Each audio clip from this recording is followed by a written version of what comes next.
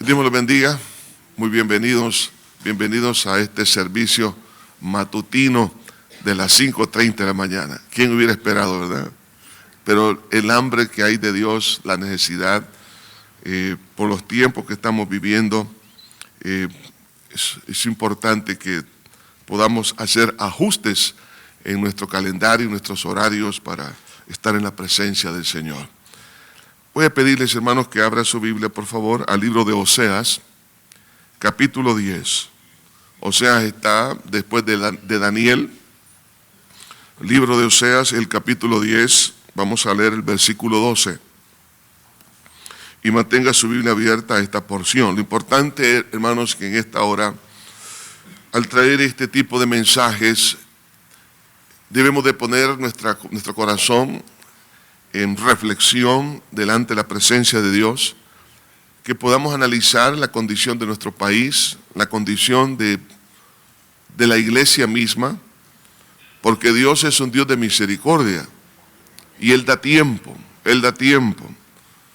Sin embargo, cuando no se atiende a esa mano extendida, las cosas pueden ser contrarias.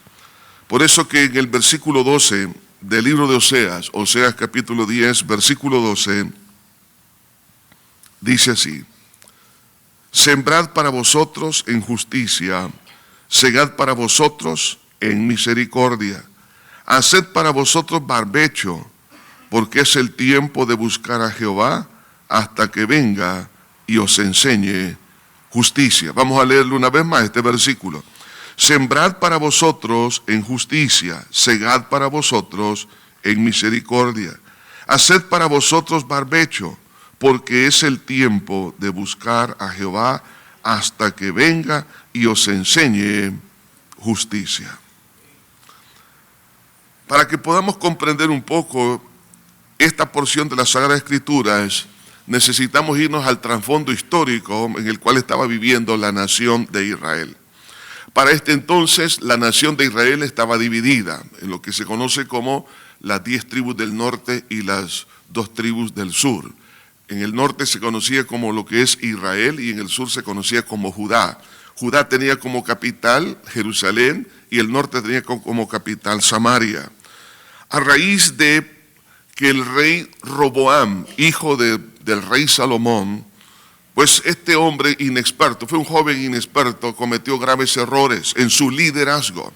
Sin embargo, la nación de Israel, es decir, las 10 tribus del norte, al ver que no le caía muy bien ese líder, tomaron una decisión, y era rebelarse contra la voluntad de Dios de tener un pueblo unido. Se divide el pueblo y, digamos, de esta manera, por conveniencias políticas, entonces ellos se dividen, y esto trajo como consecuencia que como ya no podían regresar estas tribus del norte a Jerusalén para adorar a Dios, entonces este rey Jeroboam, que fue el rey del norte, el cual se divide, entonces él establece un sistema idolátrico. Veamos en esto, hermanos, cómo en primer lugar la rebeldía nos puede llevar a otra clase de pecados. A lo largo de la vida vamos a tener decepciones. Un hijo puede tener la decepción de su líder, su papá. La esposa puede en un momento o también tener alguna decepción de su esposo o de un jefe, lo que sea, de una nación. Pero eso no nos debe de llevar al punto de dividir, en este caso, la voluntad de Dios. Y esto llevó a la nación de Israel a que cometieran otra clase de pecados, porque un pecado siempre lleva a otro. Y fue así como entraron en una idolatría tan crasa, tan burda, que llegaron a darle la espalda completamente a Dios. Entonces Dios les mandó profetas tras profeta para hacerlo retornar a la voluntad de Dios. Entre esos profetas tenemos al profeta Elías, tenemos al profeta Eliseo, luego vemos al profeta Amós, y luego entra el profeta Oseas. O sea, vemos aquí una serie de mensajes, de mensajeros que Dios envió una y otra vez para hacerle rectificar. La pregunta es, ¿Cuántas predicaciones hemos escuchado? ¿Cuántas veces Dios nos ha hablado? ¿Cuántos mensajes hemos recibido a lo largo de nuestra vida? Dios es paciente. Él sabe exactamente dónde es que nosotros estamos fallando. Y nos envía un mensaje, nos envía otro mensaje a través de otros predicadores, a través de distintas circunstancias. Pero es aquí cuando Dios a esta altura del capítulo 10, nuevamente, fíjense bien, después de años tras años de mandar mensaje tras mensaje, ahora viene el profeta Oseas, un profeta, por supuesto, que cuando era quizás un niño fue el que conoció al profeta Jonás y a los otros, a Elías. Entonces, pero ahora vemos a este profeta después de más o menos unos 30 años de estar ministrando y predicando, pero no había rectificación. Entonces Dios envía este mensaje diciendo el versículo que hemos leído: sembrad para vosotros en justicia. En otras palabras, esta es la clave para salir de la condición que pueden llegar a tener en el futuro. Sembrad para vosotros en justicia, segad para vosotros en misericordia, haced para vosotros barbecho, porque es el tiempo de buscar a Jehová. Sin embargo, la nación de Israel, en lugar de ablandar su corazón, se iba endureciendo. Es por eso, hermanos, que aquí vemos en este versículo dos recomendaciones, y ese es, hermanos, la base del tema o el centro del mensaje en esta hora. Dos recomendaciones para escapar del juicio de Dios. Porque cuando ya no se quiere atender a la voz de Dios, entonces lo único que queda es juicio. Y Dios en este versículo que hemos leído envía dos recomendaciones que las vamos a analizar dentro de un momento. Pero esto nos lleva entonces a hacer un primer análisis. Y es, hermanos, que cuando Dios ha estado hablando una y otra vez, a través de la lectura bíblica, a través de circunstancias, a través de predicaciones, el Espíritu Santo nos está redarguyendo. Ya en nuestra mente de repente vienen algunos pensamientos que no son nuestros, sino de Dios. Viene el consejo de alguien, Dios hablando a través de quizás de un niño, de una niña, de un compañero de trabajo, y Dios nos está hablando, nos está ministrando, y nosotros nos vamos endureciendo. Ocurre un fenómeno, y es que la persona se convierte altamente egoísta.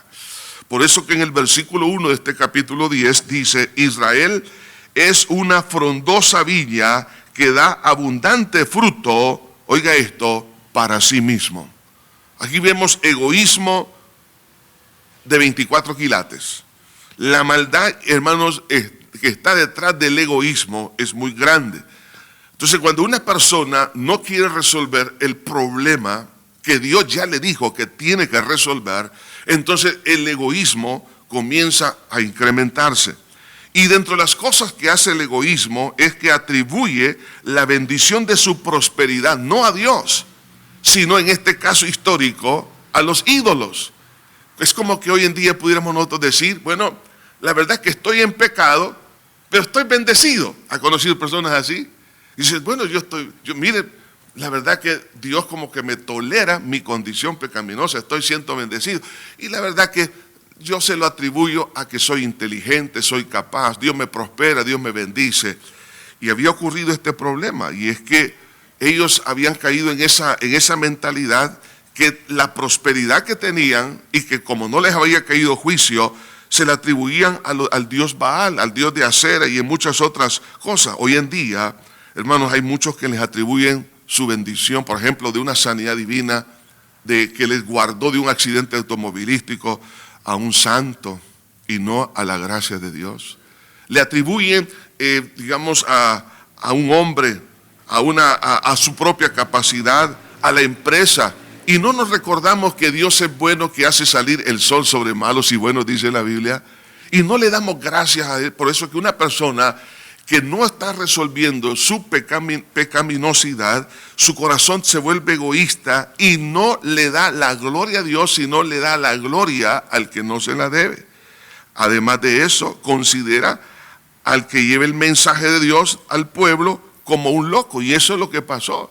O sea, aquellas personas que le hablaban a ese pueblo que se convirtiera, que cambiaran su rumbo, ellos lo tomaban como una persona que había perdido su razón.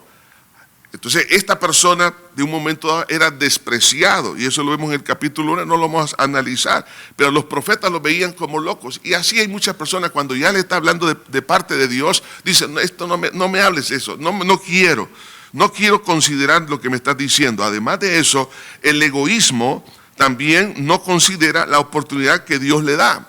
Eso lo vemos en el capítulo 9, versículo 13. La gente no veía que Dios le estaba dando una gran oportunidad. El hecho de que Dios todavía no haya castigado y esté dando oportunidad no significa que está tolerando el pecado, sino que está dando una oportunidad. La Biblia dice que Él da tiempo para que nosotros podamos arrepentir. Además de eso, su visión es altamente egoísta, lo que dice este versículo. Israel es una frondosa viña que da su fruto, pero fruto para sí mismo. Pero a la vez, cuando se aumenta ese egoísmo, multiplica su infidelidad a Dios a la medida de su desarrollo. Y eso es lo que ha pasado con la nación de Israel. Cuando ellos iban prosperando, fíjense bien, prosperando económicamente, pero iban descendiendo en su calidad moral, entonces ellos aumentaron su maldad. O sea, como que ellos creyeron que Dios no los iba en ningún momento, los iba a ver lo que estaban haciendo, y que les daba luz verde para seguir haciendo sus maldades. Entonces, en la medida que se iban prosperando, iban desarrollando su medida de maldad, pero también en su prosperidad económica incrementó su idolatría. O sea, en la medida que la nación de Israel prosperaba en esa área, dice la palabra que empezaron a meterse con más ídolos. Hermanos, es lo que está pasando en nuestra nación y la nación de la tierra. Y no se definen por Dios. ¿Por qué? Porque ahora hay tantos ídolos, hay tantas mentiras que se están presentando como alternativas para la respuesta de la vida, pero la verdad que la respuesta está en una sola persona, es en nuestro Señor Jesucristo.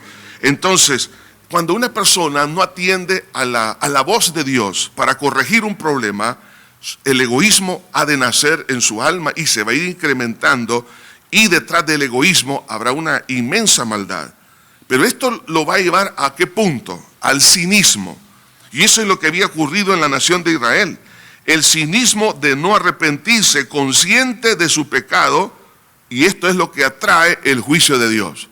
Y es por eso que quiero, hermanos, que después de esta reflexión de la palabra, oremos por nuestro país. Porque no solamente nuestro país, sino todas las naciones de la tierra. Si no atendemos la voz de Dios, Dios va a tener que también intervenir con juicios. Y es que el cinismo sencillamente es que la persona sabe que está ofendiendo a Dios, pero no le importa y aún así no se arrepiente y al contrario se especializa en pecar con mucha más, digamos, soltura. Y eso es lo que atrae el juicio de Dios. Hermano, a lo largo de la historia nosotros podemos ver, hermanos, juicios que Dios envió. Por ejemplo, en el tiempo de Noé. Algunos pensaron que Dios no iba a emitir juicio. Y sabemos que el diluvio fue un juicio. La Biblia nos habla que solo 8 personas de la población mundial fueron salvas. Sodoma y Gomorra quedaron completamente consumidas por el fuego. Entonces pensaron que en un momento dado Dios no los iba a castigar. Dios mandó, fíjense bien, si ustedes recordarán en caso de Sodoma y Gomorra, Lot fue a vivir a esa ciudad, ellos quedaron cautivos por 5 reyes que los atacaron. Abraham fue a liberarlos, no solo a Lot, sino a los reyes que habían tomado cautivos. O sea, era como un acto de reflexión, como decir, mire, la verdad que caímos cautivos, pero sigamos en lo mismo. O sea, en lugar de rectificar, yo le voy a decir una cosa, hermano. Si Dios por alguna razón lo ha sacado a usted de un problema financiero, de un problema de salud, lo ha sacado, pero no es para que nosotros nos especialicemos en seguir haciendo lo mismo, es para cambiar. Entonces, los reyes que estaban en Sodoma y Gomorra, al verse liberados, como que agarraron, como decimos en buen salvadoreño, más carreta. O sea, se especializaron en hacer peor las cosas. Era como para poder decir, no, si Dios envió a Abraham, que es un profeta de Dios, porque sí, Abraham es un profeta, así lo dice la Biblia en el capítulo 20 del libro de Génesis. Entonces, era un hombre de Dios, le manda un mensaje a través del rescate, pero ellos no reaccionaron. Entonces, ¿qué es lo único que les esperaba? Sencillamente fue el juicio. Hermanos, Una de las cosas es que cuando se está predicando la palabra se está predicando en este país por radio, televisión, por los púlpitos, por las calles, por todo lado, en los países, en todas las naciones, hermanos, por la internet. Ahora, pues nadie puede decir que no está escuchando el mensaje de la palabra. El problema es que cuando no se hace caso y hay un cinismo, como en el caso de la nación de Israel, hermanos, esto es sumamente peligroso. Y es por eso que quiero que veamos en el versículo 2 de este capítulo 10, veamos algunas evidencias del cinismo cuando alguien sabe que está pecando, pero continúa en esa actitud y no le importa lo que pueda venir. Dice en el versículo 2, está dividido su corazón. Ahora serán hallados culpables, Jehová demolerá sus altares, destruirá sus ídolos. O sea que una persona que está en pecado y sabe que está pecando, percibe, fíjense bien, el juicio de Dios. O sea, lo sabe. No es que lo ignora.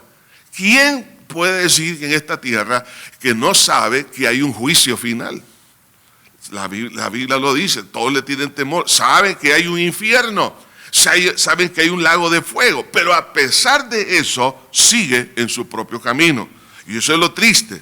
Sabiendo el peligro, sabiendo que el semáforo ya está en luz amarilla y que puede venir una luz roja, pero aún así acelera, eso es sumamente peligroso. Cuando Dios nos da advertencia es para frenar, no para acelerar en las cosas negativas, pecaminosas. Entonces, cuando una persona ha caído en el cinismo, percibe no solamente el juicio, sino que reconoce que el juicio es por el alejamiento de Dios y el acercamiento al pecado. O sea, sabe las cosas, no es que la ignora. Por eso el versículo 3 dice, seguramente dirás ahora, no tenemos rey, porque no temimos a Jehová. ¿Y qué haría el rey por nosotros? O sea que la nación, ellos percibían que había un juicio porque se estaban alejando de Dios y se estaban acercando al pecado. O sea que eso ya entra a otra clase, digamos, otra categoría en el pecado que implica ya una voluntad abierta, resuelta a pecar, ya con dolo, con ventaja, con alevosía. Entonces, por eso dice aquí la palabra de Dios, hermano, en este versículo 4, dice, han hablado palabras jurando en vano al hacer pacto. Por tanto, en el juicio florecerá como ajenjo en los surcos del campo. El cinismo no solamente percibe el juicio, la persona que ha caído en esto, sino también que sabe que se está alejando y se está acercando al pecado. Pero lo triste, lo más triste, es lo que dice este versículo que hemos leído. Que han hecho un pacto, es decir, han hablado, dice, palabras jurando en vano al hacer pacto, es decir, como una especie de un arrepentimiento light. Okay, es decir, que como decimos hoy, del diente al labio. No, aquí el arrepentimiento tiene que ser de lo más profundo del corazón. En otras palabras, el cinismo puede llevar a alguien a un falso reconcilio con Dios y se convierte esto, oiga bien esto, en un veneno. ¿Por qué? Porque la palabra ajenjo aquí es una planta eminentemente venenosa. Y cuando una persona no se arrepiente de lo más profundo de su corazón, sino que, bueno, sí sabe que pequé, por ejemplo, que se robó un teléfono celular inteligente que una hermana mientras estaba orando, entonces se robó algo. Entonces le dice, Señor, pero de esta manera, así, Señor, tú sabes, Padre, que tengo esta debilidad, perdóname, pero ni siquiera lo devuelve. Y dice, Señor, gracias por la provisión que me has dado. Entonces, no, el arrepentimiento, hermanos, tiene que ser un cambio radical. Si no existe un verdadero arrepentimiento, sino que del diente al labio, entonces, ¿qué dice el Señor? Fíjese bien, dice, por tanto, el juicio florecerá como ajenjo, porque Dios sabe cuando una persona realmente está arrepentida. Y entonces el cinismo lo va a llevar a autoengañarse, que solo porque dijo, Dios mío, te pido perdón, pero sale del diente al labio, no sale de lo más profundo de su corazón. Entonces él dice, Señor, oye bien, va a florecer el juicio como el ajenjo en los surcos del campo. Entonces está destinado todo a ser destruido. Por eso, hermanos, es fundamental que el pecado sea tratado como debe de ser tratado delante de Dios. No como nosotros lo percibimos. El pecado es, hermanos, de lo más grave que puede existir. Dios es tan bueno, tan misericordioso. Hermano, el pecado es tan grave que tuvo que tener una medida radical Dios para erradicarlo del corazón. Y fue su propia muerte en la cruz del Calvario. Para que pensemos en lo grave del pecado, veámoslo desde la otra perspectiva, lo radical que fue la muerte de Cristo para vencer el pecado. Entonces, si eso es algo tan grave, la medicina, pues es claro, supera altamente al poder del pecado. Pero si nosotros no entendemos que el pecado tiene que ser tratado de raíz, por eso Jesús lo dijo, si tu mano te es ocasión de caer, córtala. O sea, ser radical. Porque si no cortamos con el pecado no tendrá misericordia con nosotros. El pecado y Satanás no va a tener en ningún momento consideración alguna, sino será totalmente lo contrario. Nos va a asaltar, nos va a destruir. Por eso Dios dice, hijo, en el versículo 12 que hemos leído, sembrad para vosotros en justicia. O sea, nos está diciendo, mira, has escuchado tantos mensajes, tantos estudios bíblicos has tenido en tu casa, has venido tantos años a la iglesia, has estado en esto, has estado en lo demás, pero ahí está todavía pendiente eso, yo lo veo, tú no te has arrepentido, al contrario, te has vuelto más egoísta, has llegado al punto de un cinismo en el cual tú mismo estás tratando de engañarte con una pequeña oracioncita, que parece que estás arrepentido, pero yo veo tu corazón que no lo estás. Ahí, hermanos, eso es sumamente delicado, porque entonces eso es como tratar de ocultar un problema que puede venir en el futuro. De ahí que entonces el cinismo, hermanos, lo que hace es que apresura el juicio. Entonces, cuando llega una persona a ese punto, llega a un juicio, y aquí menciona lo que iba a caer en la nación de Israel. En el versículo 5 dice, por la becerra de Bet-Aven serán atemorizados los moradores de Samaria, porque su pueblo lamentará a causa del becerro, y sus sacerdotes que en él se regocijaban por su gloria, la cual será disipada. O sea, está hablando de una bancarrota espiritual. Porque el ídolo que habían establecido, oiga esto, un pueblo que había sido creado para la gloria de Dios, el mismo becerro, el mismo símbolo que Aarón en el tiempo de cuando salieron de Egipto, edificaron en el desierto, ellos lo volvieron a edificar en este tiempo. Entonces, ¿qué le está diciendo el Señor? Oye, hay bancarrota. Hay bancarrota espiritual. No solo eso, versículo 6, y por falta de tiempo, usted lo puede leer en su casa, habla de esclavitud por el pecado y esclavitud de Satanás. Dice, aún será él llevado a Asiria. Nos está hablando aquí de esclavitud. Satanás va a tratar de esclavizar. Oiga esto, si nosotros no tratamos el pecado, entonces el pecado tratará con nosotros, y Satanás, entre esas cosas, bancarrota espiritual. Satanás y el pecado van a esclavizar la persona. No solo eso, sino va a traer vergüenza por su necedad al no arrepentirse. Y también será desechado de las posiciones de liderazgo que Dios le ha dado. Por eso dice, de Samaria fue cortado su rey. Está hablando de que los privilegios serán totalmente cortados. Destrucción, dice, de lo que consideró su propia felicidad. Versículo 8. Dice, y los lugares altos de Aven serán destruidos. Aquello que un día fue su gloria, donde aparentemente había satisfacción, ahora prácticamente es cortada la fuente de su falsa felicidad, además un incremento desmedido de problemas. Por eso dice la segunda parte de este versículo 8, dice, crecerá sobre sus altares espino y cardo. O sea que ahora vemos un incremento de los problemas por causa que el pecado mismo se está encargando de castigar, y habrá un deseo de morirse. Vea lo que dice en el versículo, siempre el versículo 8. y dirán a los montes, cubridnos, y a los collados, caed sobre nosotros. Estos son pensamientos ¿de qué? De muerte. O sea, deseando la muerte. ¿Por qué? Porque ya ha llegado a tal nivel que realmente su vida no tiene ningún rumbo de felicidad. ¿Por qué? Por no tratar el pecado como debe ser tratado. Ahora bien, ¿cuál es la respuesta? Versículo 12.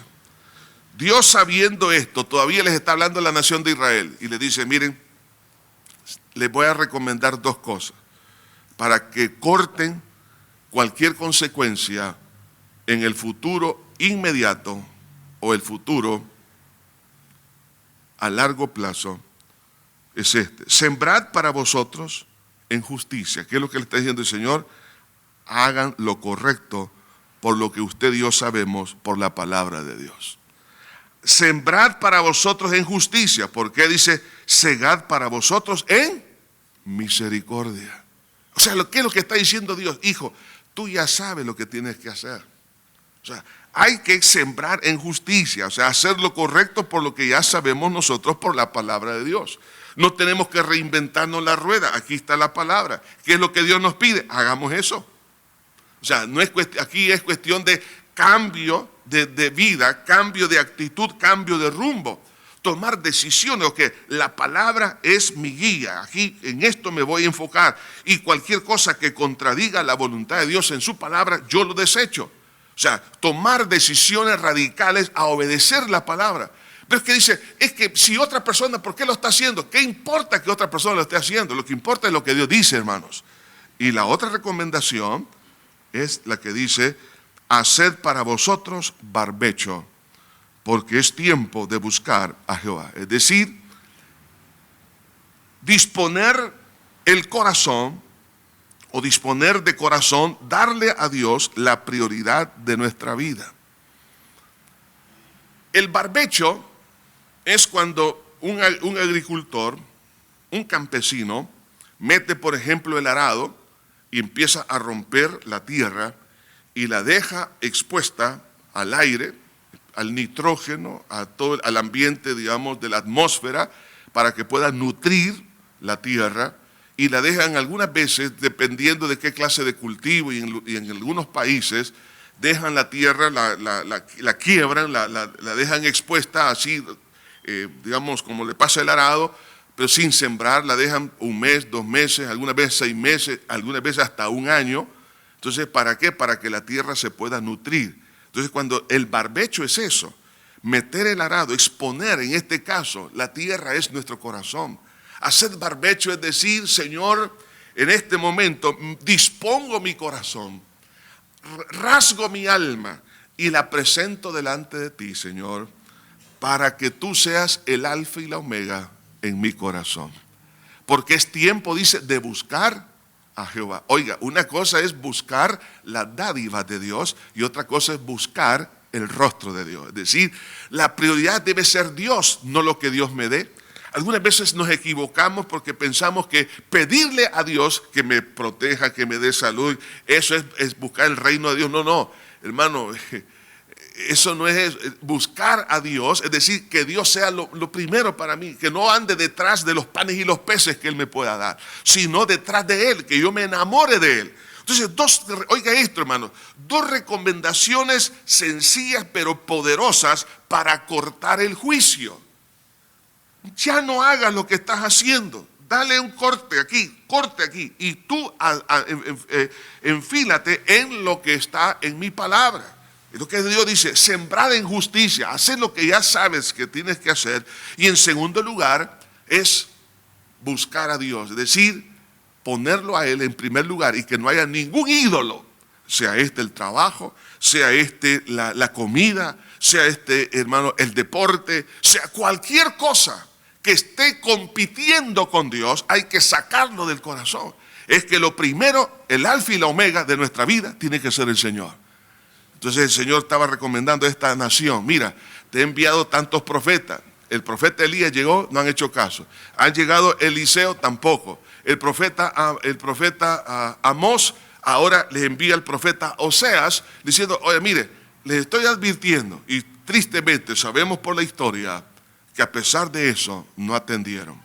Y en el año 722 fueron esparcidas las 10 tribus por toda la tierra. Hermanos, si este país, que ha recibido palabra tras palabra, si nosotros hemos oído mensaje tras mensaje, lectura tras lectura bíblica y no reflexionamos, hermano, lo único que espera por el cinismo, porque ya no es por ignorancia, sino que es por prevaricación contra Dios. Es una rebelión contra Dios. Y el endurecimiento del corazón, lo único que puede venir es un juicio. Pero pidamos a Dios que todos nosotros, como la nación entera, podamos decirle: Señor, ablanda mi corazón. Quiero tomar decisiones firmes. Y esta es la exhortación en este día. Tomemos decisiones firmes. Usted ya sabe lo que Dios le ha estado hablando por años. Y digamos: Señor, aquí está. No me voy a salir de tu palabra. Y en segundo lugar, voy a ponerte a ti en el primer lugar. Y cualquier ídolo que haya estado compitiendo contigo en mi corazón, lo hago a un lado. Y perdóname por el pecado de idolatría. Porque la idolatría ha entrado al corazón de muchos cristianos. La idolatría al trabajo, al dinero, a la fama, al poder, a la celebridad, a lo que sea. Hermanos, por eso tenemos que buscar el rostro de Dios. Padre, en el nombre precioso de Jesús, venimos delante de ti, Señor, en este día. Gracias porque cuando tú nos adviertes de algo es porque nos amas. No es que nos aborrezca, es que tú no quieres que suframos. Tú quieres prevenirnos, Señor, pero algunas veces no queremos entender.